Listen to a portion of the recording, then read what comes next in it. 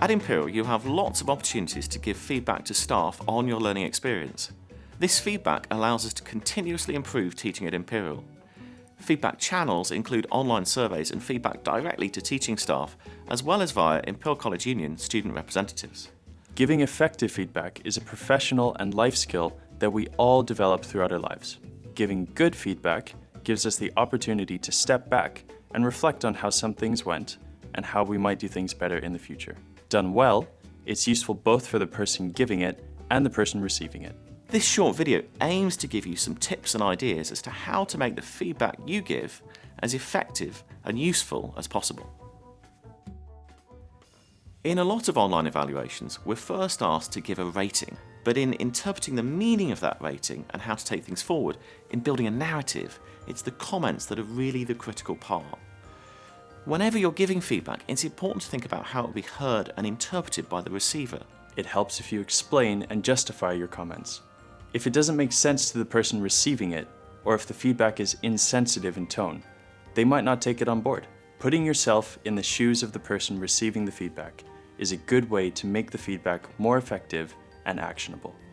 Useful feedback is specific and balanced. Teaching staff need to know what specifically is helping you to learn, as well as what you think could be improved. If something is working well, please tell them so they can keep doing it. For example, instead of saying, "Great lecturer makes things clear," say something like, "Great lecturer, I like the real-life examples. Seeing how difficult concepts are applied in practice helps me understand and remember them." That way, the lecturer will know exactly what they should continue doing. Constructively critical. Where possible, make specific suggestions of how things might be better, rather than just highlighting the problems. Giving examples usually helps. For example, instead of saying, "I can't understand this lecturer," you could say something like, "This lecturer speaks too quickly for me. If they slowed down and recapped, I could take better notes, and I wouldn't be worried I would be missing key things." Fair and realistic. Learning is challenging as we become aware of new ways of thinking and gaps in our knowledge. It often feels easier to ask for the answer, even though that won't necessarily lead to long-term learning and personal growth. It is worth keeping this in mind when asking for changes to be made by asking yourself, what would help me learn better?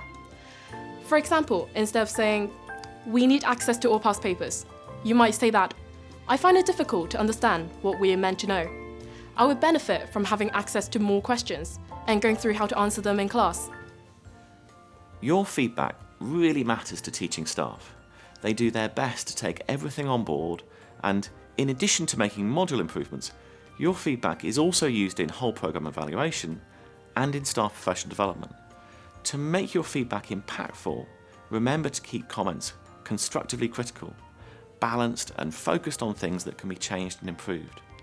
This helps make feedback actionable, and actionable feedback leads to meaningful change. Your programme has been shaped by the students before you who gave feedback, and your feedback will help to improve your experience as well as the experience of students who come after you.